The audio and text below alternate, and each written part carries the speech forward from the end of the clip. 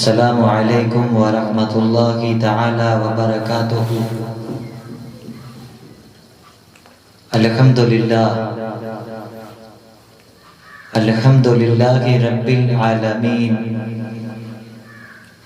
والصلاة والسلام علی اشرف الانبیاء والمرسلین وعلی آلہ واصحابہ اجمعین، اما بعد فقد قال اللہ تبارک وتعالی فی القرآن المجید: اعوذ باللہ من الشیطان الرجیم، بسم اللہ الرحمن الرحیم، الف لام میم، ذالک الکتاب لا ریب فیہ ھدی للمتقین۔ صدق اللہ مولانا العظیم وصدق رسولہ النبی الامین الکریم، ونحن علی ذلک لمن الشاہدین والشاکرین، والحمد للہ رب العالمین۔ اللہم صلی وسلم وبارک علی النبی الامی وآلہ واصحابہ اجمعین، کما تحب وترضى بأن تصلی علیہ صلاۃ وسلاما علیک یا رسول اللہ۔ عزیزان ملت، میں نے خطبہ مسنونہ کے بعد سورہ بقرہ کی ابتدائی آیات کی تلاوت کرنے کا شرف حاصل کیا، چونکہ سورہ بقرہ میں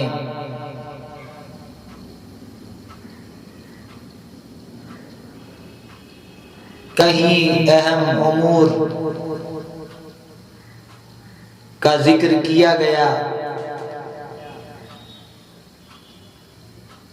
ان میں تقوی والوں کے لیے ہدایت کا ذکر کیا گیا، تو دوسرے مقام پر تمام لوگوں کے لیے بھی ہدایت کا ذکر کیا گیا۔ حضور اقدس صلی اللہ تعالی علیہ وآلہ وصحبہ وسلم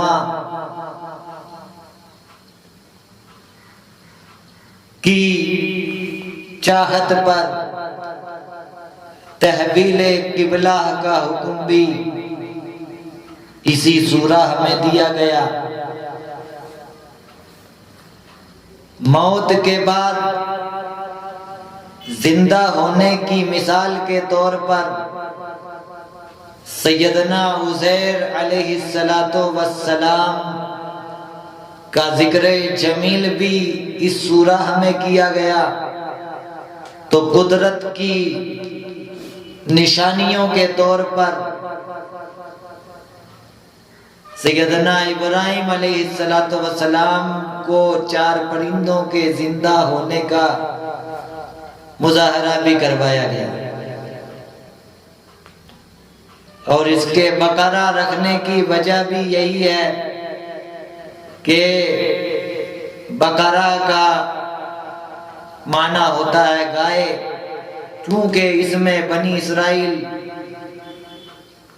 اور گائے کے قصے کو بتایا گیا خصوصیت کے ساتھ، اس لیے اس کو سورہ کا نام سورہ بقرہ رکھ دیا گیا۔ سورہ بقرہ مدنی سورہ ہے۔ سیدنا عبداللہ ابن عباس رضی اللہ تعالی عنہما کے فرمان کے مطابق مدینہ منورہ میں سب سے پہلی سورہ جو نازل ہوئی وہ سورہ بقرہ ہے، یعنی اس سے مراد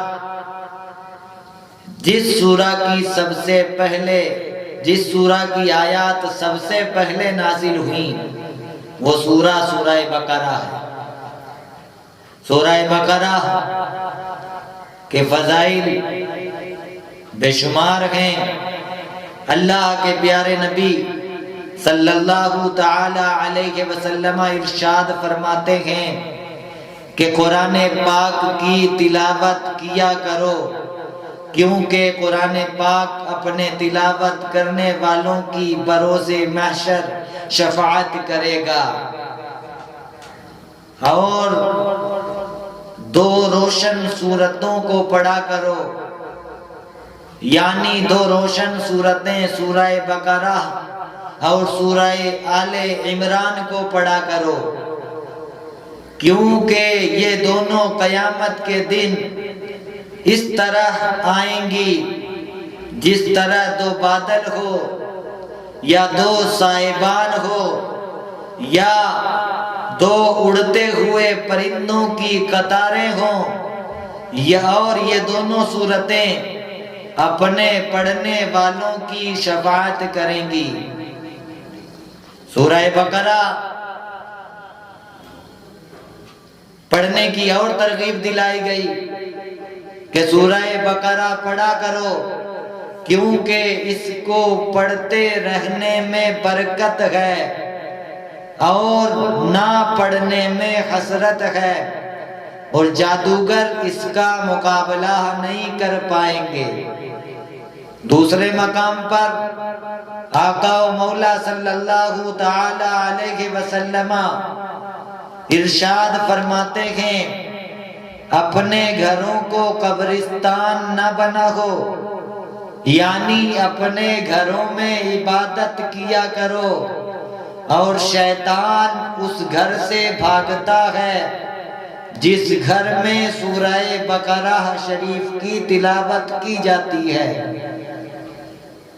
اسی طرح حضور اقدس صلی اللہ تعالی علیہ وسلم نے ارشاد فرمایا کہ جو شخص رات کو سورہ بقرہ کی آخری 2 آیتیں پڑھ لے گا تو وہ اچانک آنے والی مصیبتوں سے محفوظ رہے گا، وہ ناگہانی مصائب سے اسے کافی ہوں گی۔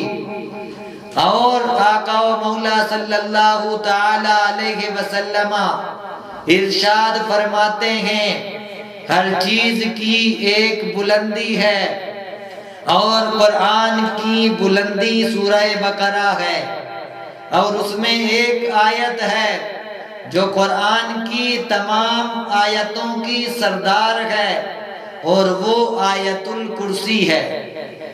آقا و مولا صلی اللہ تعالی علیہ وسلم ارشاد فرماتے ہیں جس نے دن کے وقت اپنے گھر میں سورہ بقرہ کی تلاوت کی تو 3 دن تک شیطان اس کے گھر کے قریب نہ ہوگا، اور جس نے رات کے کسی وقت سورہ بقرہ کی تلاوت کی تو شیطان اس کے گھر کے قریب 3 رات تک نہیں ہوگا۔ حضرات گرامی، اسی لیے میں نے سورہ بقرہ شریف کی ابتدائی آیات پڑھی۔ پہلی آیت حروف مقطعات سے شروع ہوتی ہے، الف لام میم۔ اللہ اور اس کے رسول اس کی مراد کو بہتر جانتے ہیں۔ پھر آگے رب فرماتا ہے ذالک الکتاب لا ریب فیہ، یہ وہ مقدس کتاب ہے جس میں شک کی گنجائش نہیں، جس میں کوئی شک نہیں۔ لا ریب فیہ ھدی للمتقین، رب شک سے دور کرتے ہوئے اپنے کلام کے بارے میں فرماتا ہے کہ یہ وہ کتاب ہے جس میں کوئی شک نہیں، اور پھر فرماتا سب سے پہلے جو جس کا ذکر کیا تو فرمایا متقیوں کے لیے ہدایت ہے۔ تقوی والوں کے لیے ہدایت ہے۔ اب وہ تقوی والے کون ہیں؟ اس کے آگے مزید رب ارشاد فرماتا ہے الذین یؤمنون بالغیب ویقیمون الصلاۃ ومما رزقناہم ينفقون۔ تقوی والوں کی صفات کا ذکر کرتے ہوئے پہلی صفت کا رب ذکر فرماتا ہے وہ تقوی والے وہ لوگ ہیں جو غیب پر ایمان لاتے ہیں، جو غیب پر ایمان لاتے ہیں، پوشیدہ چیزوں پر ایمان لاتے ہیں، ان چیزوں پر ایمان لاتے ہیں جو نظر سے چھپی ہوتی ہیں، اور جو نماز قائم کرتے ہیں، اور جو ان کو رزق دیا جاتا ہے اس میں سے وہ راہ خدا میں خرچ کرتے ہیں۔ یہ سورہ بقرہ کی ابتدائی آیات جس میں اللہ تعالیٰ سے ڈرنے والے لوگوں کا ذکر کیا جا رہا ہے کہ جو اللہ سے ڈرتے ہیں، وہ غیب پر ایمان لاتے ہیں، نماز کے پابند ہوتے ہیں، اور صدقہ و خیرات کثرت سے کرتے رہتے ہیں۔ یہ ذکر سورہ بقرہ کی ابتدائی آیات میں کیا گیا۔ اس لیے ہمیں اس سورہ کو کثرت سے پڑھتے رہنا چاہیے، بلکہ قرآن مجید بھی کثرت سے پڑھتے رہنا چاہیے کہ تلاوت قرآن مجید ہی ہمیں دنیا اور عقبہ میں کامرانی کی منازل طے کروا سکتی ہے۔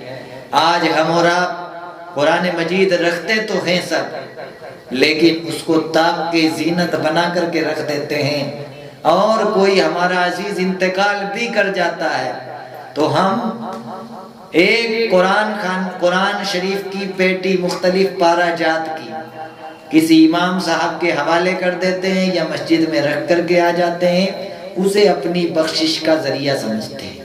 بے شک قرآن بخشش کا ذریعہ ہے، مگر اس کی تلاوت کرنی چاہیے۔ جو ضرورت مند ہے اس کی اس ضرورت کو پورا کرو، تب جا کر کے آپ صدقہ جاریہ کے طور پر آپ کو حصے میں کام ہوگا۔ رب تعالیٰ اس بیان میں کوئی غلطی ہوئی ہو تو معاف فرمائے۔ استغفر اللہ ربی من کل ذنب واتوب الیہ، اشہد ان لا الہ الا اللہ وحدہ لا شریک لہ، واشہد ان سیدنا مولانا محمدا عبدہ ورسولہ۔